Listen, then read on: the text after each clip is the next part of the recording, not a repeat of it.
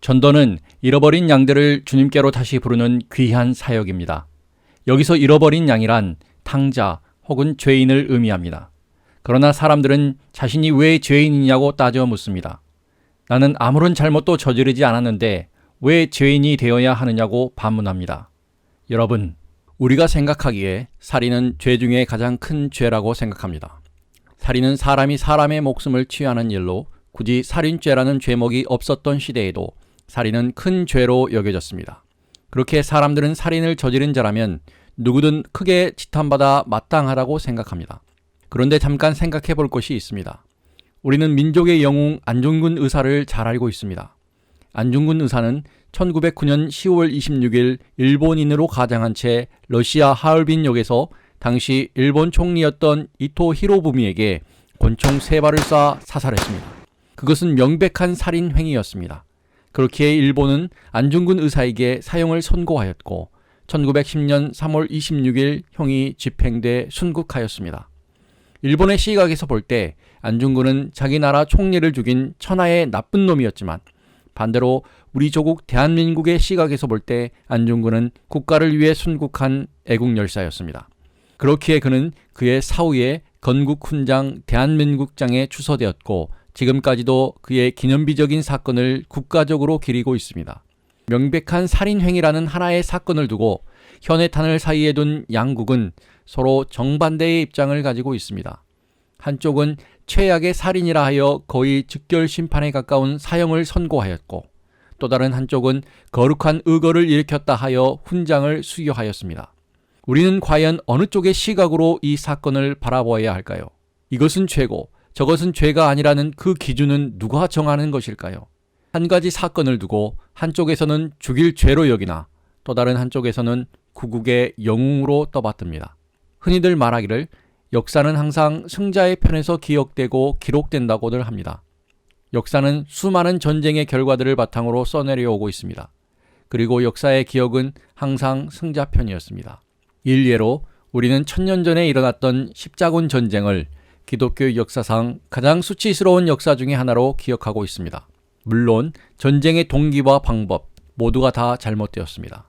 그러나 결론적으로 말하자면 이슬람군에게 패하였기에 역사는 수치로 기억되었다는 말이 더 맞을지도 모르겠습니다.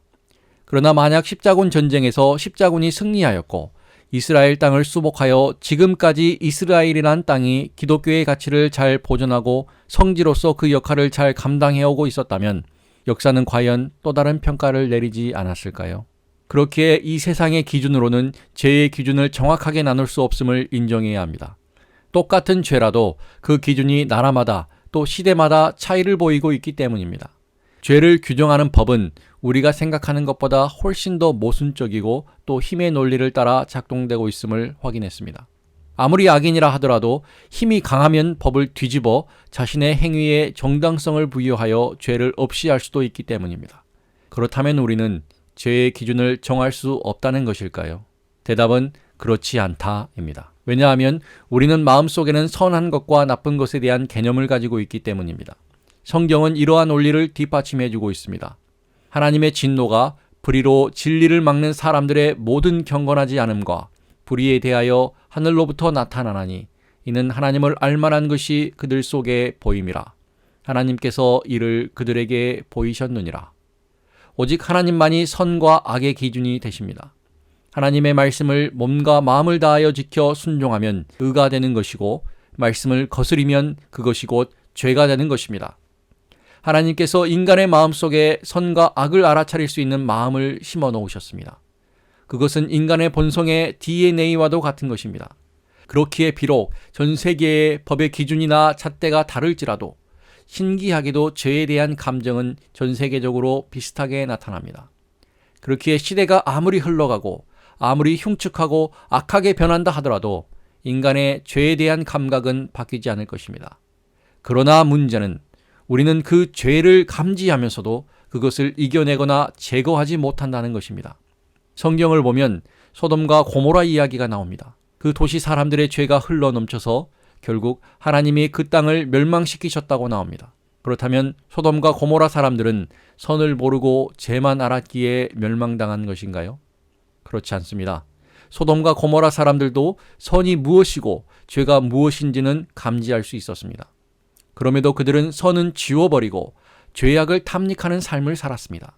하나님께서는 그들의 마음속에 진리를 알 만한 빛을 심겨두셨지만 그들은 그 빛을 완전히 무시하고 오직 악한 일만을 생각하고 행했기에 죄가 그들의 마음을 완전히 사로잡았던 것입니다. 그것은 마치 오늘날 정직하게 살면 오히려 손해다 라고 생각하며 사는 것과 비슷하다고 볼 수 있겠습니다. 국민을 위한 국가 정책이 나온다 하더라도 오히려 그것의 허점을 찾아내 공돈을 편취하는 행위를 오히려 자랑스럽게 떠벌리고 다니고 있습니다. 보험사를 상대로 규정에 맞지 않는 일임에도 불구하고 편법으로 보험액을 타내는 경우도 있습니다. 일은 하지 않고 오직 불로소득에만 눈이 돌아가 남의 귀한 인생을 자기의 수단쯤으로 가볍게 여기며 이윤 추구에만 몰두하는 사람들도 있습니다. 남의 잘되는 사업을 시기 질투하여 모함하여 빼앗거나 망하게 하는 사람들도 있습니다. 이러한 모든 행위들이 과연 소돔과 고모라 사람들의 행위들과 무엇이 다르다고 말할 수 있겠습니까? 비록 그들의 눈에는 이런 모든 일들이 세상을 살아가는 지혜로운 삶의 방식으로 여겨질지는 모르겠으나 모두 하나님 앞에서는 더러운 죄로밖에는 보이지 않을 것입니다. 그렇기에 세상은 온통 죄로 덮여가는 것처럼 보입니다. 비록 내가 법에 적발된 적은 없다 하여도 하나님께서 내 마음속에 심겨준 진리라는 빛이 나에게 무언의 아우성을 친다면 나는 혹시 죄의 영역 안에 있는 것은 아닌지 곰곰이 생각해 볼 필요가 있습니다. 성경은 창세기 3장에 최초의 죄인이었던 아담과 하와를 통해 죄를 적나라하게 묘사하고 있습니다. 이러한 죄는 우리 마음속 깊은 곳에 또아리를 틀고 있으면서 그 힘을 과시하고 있습니다. 나는 우월감을 느낀다. 나는 수치심을 느낀다. 나는 나의 잘못을 숨긴다. 나는 내가 명백히 잘못했음에도 불구하고 나의 잘못을 인정하지 않는다. 나는 나의 잘못을 남의 탓으로 돌린다. 아담과 하와는 선악과를 먹음으로 하나님의 말씀을 어길 때 스스로 하나님보다 낫다고 생각하는 우월감, 즉 교만한 마음과 함께 행동으로 옮겼습니다. 그리고 자기의 죄를 보게 되자 수치심을 느끼기 시작했습니다. 그래서 그 죄를 숨기려고 자신의 몸을 가리고 하나님 앞에서 숨습니다. 그러나 하나님께서 이러한 죄에 대하여 지적하시자 자기의 죄를 인정하지 않는 완고한 모습을 보입니다. 그리고 그 죄의 책임을 다른 사람에게 덮어씌웁니다. 혹자는 그것은 아담만의 문제이지 결코 내 문제는 아니라고 말할지도 모르겠습니다. 그러나 내 안에 이러한 죄의 모습들이 발견된다면 나 또한 죄에 오염되어 있음을 부정할 수는 없을 것입니다. 그렇기에 내가 만약 교만하고 죄에 대한 수치심이 들고 숨기고 싶어하고 잘못을 인정하지 않는 완고한 버릇이 있고 나의 잘못을 남에게 덮어씌우려는 모습을 본다면 그것은 곧 내 안에 죄가 있다는 증거임을 잊지 마시기 바랍니다.